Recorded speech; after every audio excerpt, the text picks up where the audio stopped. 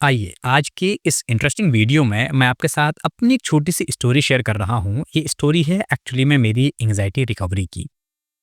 देखिए एंग्जायटी होना बहुत नॉर्मल है और आज के दिन अगर आप अपने आसपास देखेंगे तो आपको बहुत सारे ऐसे लोग देखने को मिलेंगे जिन्हें एंग्जायटी है। तो अगर आपको एंग्जायटी हो गई है तो सबसे पहली चीज़ जो मैं आपसे ये कहना चाहूँगा वो ये है कि आपको बिल्कुल घबराने की या डरने की ज़रूरत नहीं है अगर आपको एंग्जायटी हो गई है। मैंने एंग्जायटी झेली है, मैंने एंग्जायटी देखी है, एंग्जायटी से मैं बाहर आया और आज आपके सामने हूँ और पूरी तरीके से मैं एंग्जायटी से बाहर आ चुका हूँ। और एंग्जायटी से बाहर आने में मुझे कितना समय लगा, मैंने क्या मेथड्स यूज़ किए, मैंने क्या थेरेपीज़ ली, मैंने क्या सेशंस लिए, क्या मैंने डाइट ली, क्या मैंने एक्सरसाइज़ करी, मैं सारी चीज़ों को यहाँ आपके साथ शेयर करूँगा वन बाय वन। तो यहाँ पर आप बस हमारे साथ बने रहिए। तो चैनल को सब्सक्राइब कर लीजिएगा ताकि आपको स्टेप बाय स्टेप हर चीज़ मिलती रहे। तो चलिए, सबसे पहले शुरुआत करते हैं कि एंग्जायटी एक्चुअली में होती क्या है और इसकी फीलिंग किस तरीके से होती है और हम किस तरीके से पहचानें कि हमें एंग्जायटी सीवियर हो चुकी है या फिर अभी हमारी एंग्जायटी नॉर्मल है। देखिए, एंग्जायटी होना एक बहुत ही कॉमन सी चीज़ है और ये ऑलमोस्ट हर किसी को होती है। फ़र्क सिर्फ इतना है कि किसी की एंग्जायटी मैनेजेबल होती है और किसी की एंग्जायटी मैनेजेबल से ज़्यादा आगे बढ़ जाती है, मतलब मैनेज नहीं हो पाती है। इसको एक एग्जांपल के थ्रू समझते हैं। मान के चलिए कि आपका ये हाथ है और इस हाथ पे आपने वेट रखा। लेट्स से कि मैंने ये बुक जो है अपने हाथ पे रखा और इस बुक के ऊपर जो है मैंने ये रिमोट जो है ये भी रख दिया। फिर इसके ऊपर मैंने कुछ और चीज़ रखी, फिर मैंने कुछ और चीज़ रखा, फिर मैंने कुछ और चीज़ रखा। तो इसका वेट बढ़ता जाएगा, है ना? अब इसका वेट एक टाइम पे जाकर इतना बढ़ जाएगा कि मेरा ये हाथ इस तरीके से रख पाना मेरे लिए मुश्किल हो जाएगा। तो क्या होगा? अब या तो मैं उसको हटा के साइड में रख दूँ, एक ऑप्शन तो ये है, या फिर मैं अपने हाथ के अंदर एक पावर ले आऊँ। मतलब एक्सरसाइज़ करके मैं अपने आप को और स्ट्रॉन्ग बना लूँ, जिससे कि मेरा ये हाथ जो है ना, ये स्ट्रॉन्ग हो जाए और ये इस चीज़ को होल्ड कर पाए। तो अब यहाँ पर ये दोनों ही चीज़ें हैं जो आप कर सकते हैं। या तो अगर आपको एंग्ज़ायटी हो रही है, तो या तो आप अपने आप को स्ट्रॉन्ग बना लीजिए या फिर आप वो जो आपके माइंड में चीज़ें भरती जा रही हैं, उन चीज़ों को निकाल कर साइड कर दीजिए। ये 2 चीज़ें हैं जो अगर आपने कर ली, तो आप एंग्ज़ायटी से बाहर आ जाएँगे। अब कुछ लोग ये कह सकते हैं कि यार ये होगा कैसे? अब बहुत सारे लोगों को ये लग सकता है कि यार ये सुनने में बड़ा अटपटा लग रहा है, बड़ा अजीब-सा लग रहा है और कई लोगों को ये लग सकता है कि यार सुनने में तो बड़ा ईज़ी है, लेकिन क्या ये पॉसिबल है? बिल्कुल पॉसिबल है और इस दोनों को मिलाकर एक कंबाइंड तरीका है जो मैं प्रैक्टिस करता हूँ और वो करके एंग्ज़ायटी से मैं बाहर आ चुका हूँ और आप भी आ सकते हैं। अब देखिए, सबसे पहली चीज़ क्या है कि आपको ये फाइंड आउट करना पड़ेगा कि आपकी एंग्जायटी का सोर्स क्या है। जब तक आपको आपकी एंग्जायटी का सोर्स पता नहीं होगा, तब तक एंग्जायटी को खत्म कर पाना बहुत मुश्किल काम है। तो अब यहाँ पर एंग्जायटी के सोर्स को पता करें, उससे पहले हम ये कंफर्म कर लेते हैं कि एंग्जायटी के लक्षण क्या हैं, हम कैसे पहचानें कि एक्चुअली हमें एंग्जायटी हो गई है या नहीं हुई है। तो जैसा मैंने आपको बताया कि एंग्जायटी होना एक बहुत ही कॉमन सी चीज़ है और एंग्जायटी किसी को भी हो सकती है। जिन लोगों की एंग्जायटी मैनेजेबल होती है, उनको कोई समस्या नहीं होती, उन्हें पता भी नहीं चलता कि एक्चुअली उनको एंग्जायटी हुई है। जिन लोगों की एंग्जायटी मैनेजेबल नहीं हो पाती या बार-बार बहुत ज़्यादा एंग्जायटी होती है, तो फिर वो पैनिक अटैक्स में बदल जाते हैं, तो वहाँ पर जाकर समस्या होती है। मतलब ये है कि एंग्जायटी जब आपके बॉडी पे सिम्पटम्स दिखाने लग जाए, जैसे कि क्या होगा? आपको हाथों में पसीने आने स्टार्ट हो सकते हैं। आपकी जो हार्ट बीट है, वो बढ़नी हो सकती है, बढ़ती महसूस हो सकती है कि आपकी हार्ट बीट बढ़ गई है। आपको पसीना आ सकता है, आपको घबराहट हो सकती है, आपको ऐसा लगेगा कि अभी कुछ बुरा हो जाएगा या कुछ बुरा होने वाला है। इस तरीके से फीलिंग्स आपके अंदर आ सकती हैं और आपको सुकून नहीं मिलेगा। मतलब आप बहुत ज़्यादा बेचैनी फ़ील करेंगे। और कई बार कुछ लोगों को बहुत ज़्यादा गैस की समस्या हो जाती है, पेट में बहुत ज़्यादा गैस बनने लगता है और कुछ लोगों को डिज़ीनेस होने लगता है, कुछ लोगों को कुछ करने का मन नहीं करता, बस बेड पे पड़े रहने का मन करता है, कुछ लोगों को कुछ खाने-पीने का मन नहीं करता, कुछ लोगों का वेट कम होता चला जाता है और मेरा खुद का वेट बहुत कम हो गया था।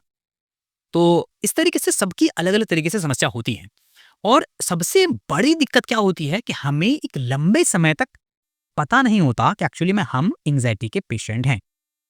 क्योंकि होता क्या है कि हमेशा जब भी कोई सिम्पटम्स आते हैं, तो हमें लग रहा होता है कि शायद ये पेट के सिम्पटम्स में पेट की समस्या है या हार्ट बीट बढ़ रही है तो हार्ट की समस्या है या कुछ और समस्या है, ये सोच के हम उन्हीं डॉक्टर्स के यहाँ पर चक्कर लगाते रहते हैं और रिपोर्ट्स नॉर्मल आती रहती हैं और हम परेशान होते रहते हैं।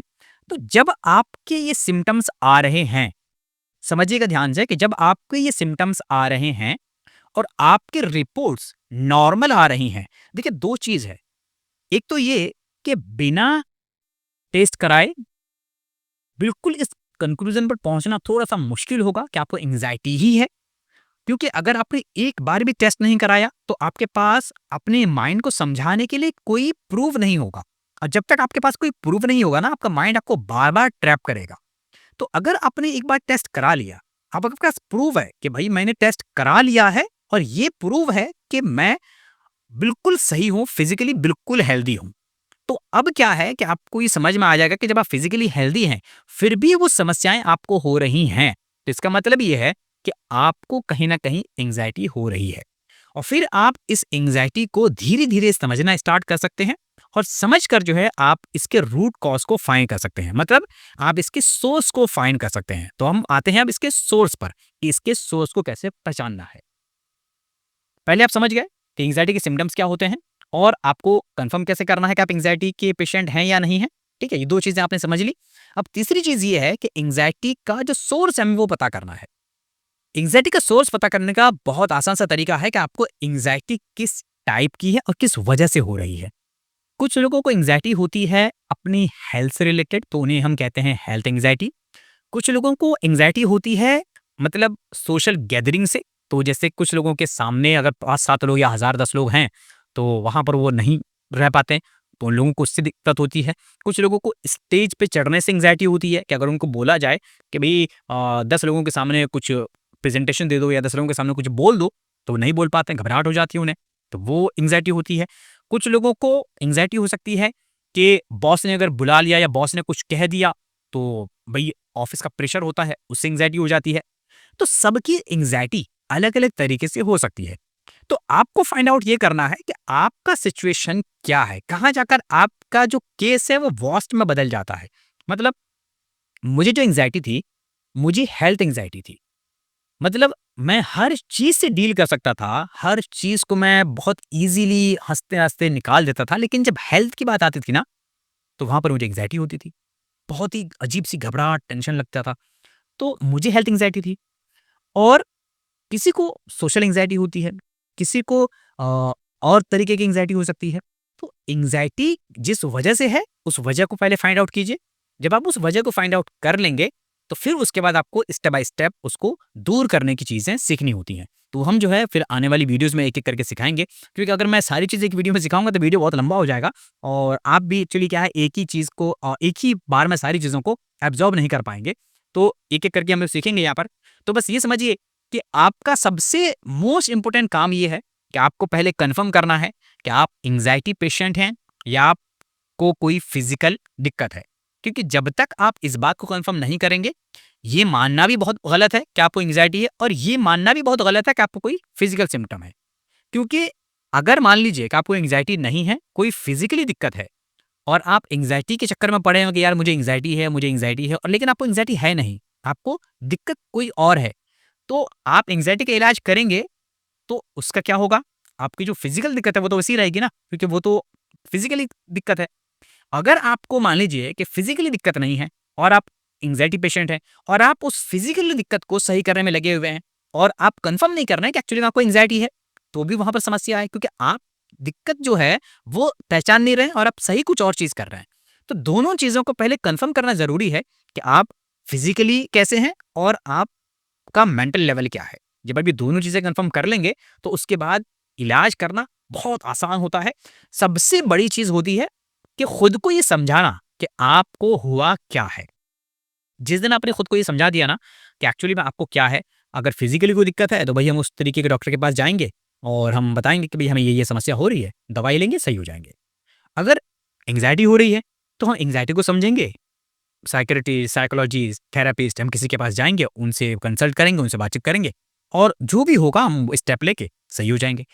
इतना ही आसान होता है और यही चीज़ मैंने करी है और यही करके मैं बाहर आया हूँ। मुझे भी जब तक पता नहीं था, बहुत दिक्कत मैंने देखी, बहुत परेशान रहा, बहुत झेला। मुझे ओसीडी एंग्ज़ायटी सब हो चुका था ये और मैं इतना परेशान हो चुका था कि मैं क्या बताऊँ।